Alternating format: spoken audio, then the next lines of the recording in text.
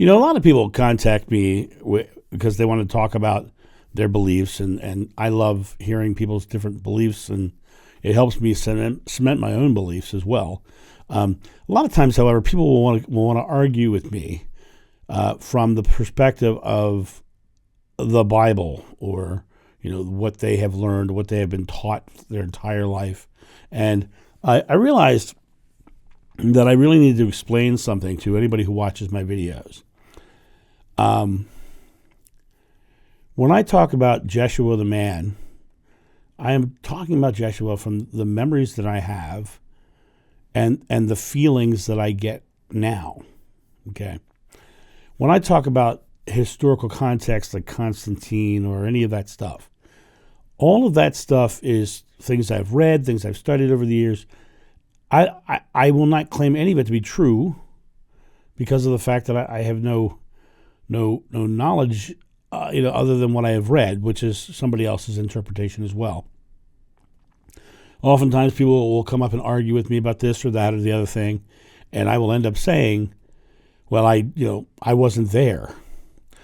When I talk about the things with Jeshua, or the moments of being with Jeshua and experience Jeshua, those memories to me are very sacred to me. And one of the reasons why they're so sacred is because I have extremely visceral memories.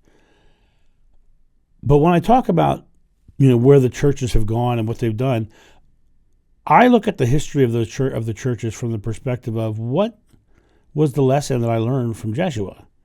And when I read the Bible now, or I read any of the ancient texts from any culture, I measure everything by the idea of, is it loving or is it fearful?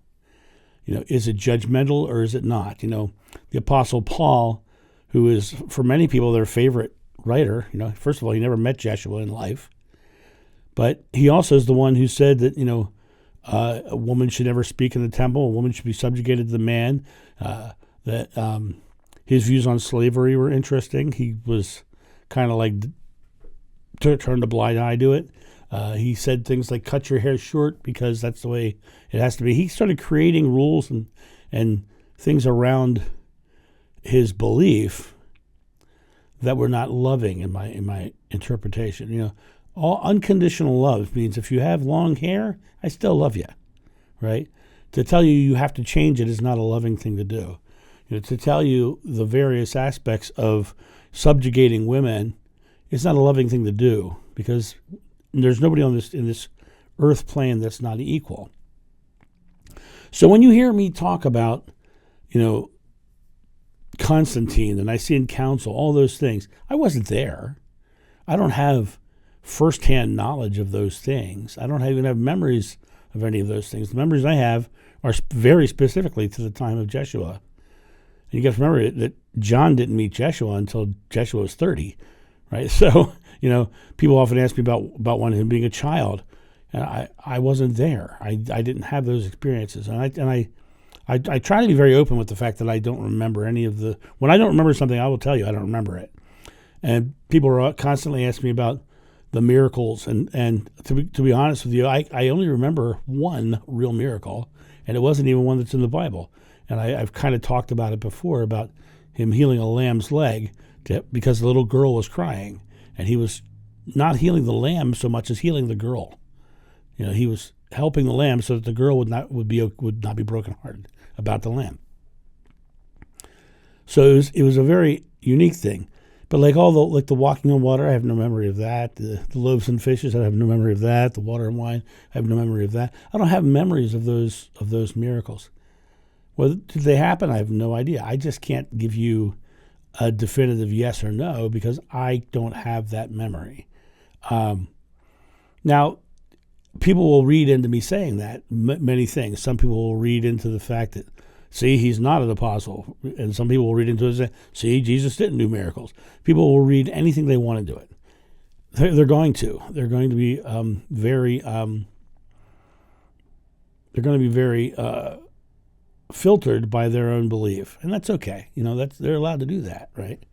But when I talk about anything other than memory, and I try to delineate it, and I am not in any way, shape, or form infallible. I am very much a flawed, just like every one of us is. And I tried to say Jeshua and Jesus to delineate the two, because Jesus is the organized religion's name, and Jeshua is the guy that I knew.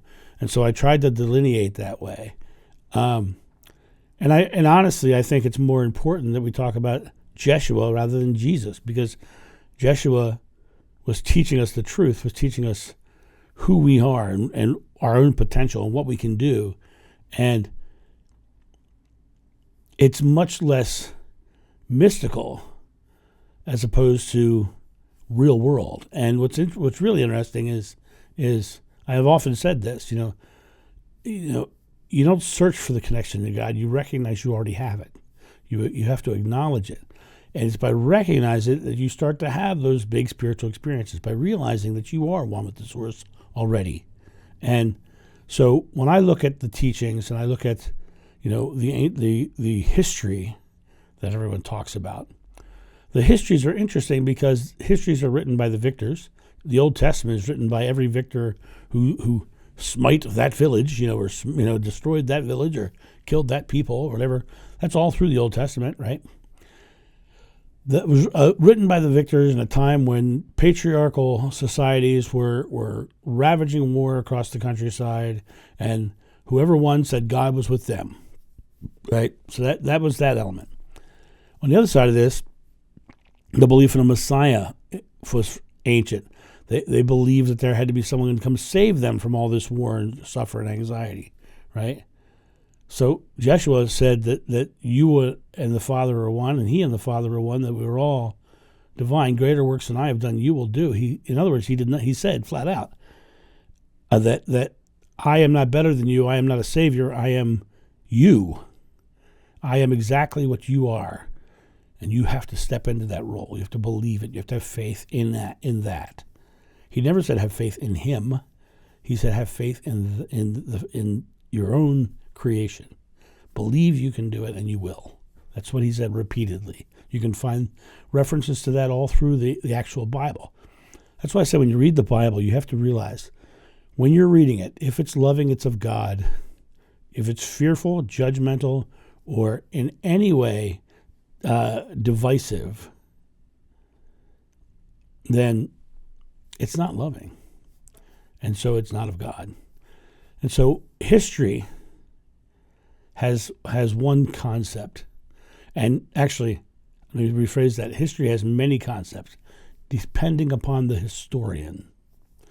Some people look at the Bible, some biblical scholars look at the Bible and say, none of this is real. All of this was written later, and none of it was actually written by anybody who was near Jesus, right?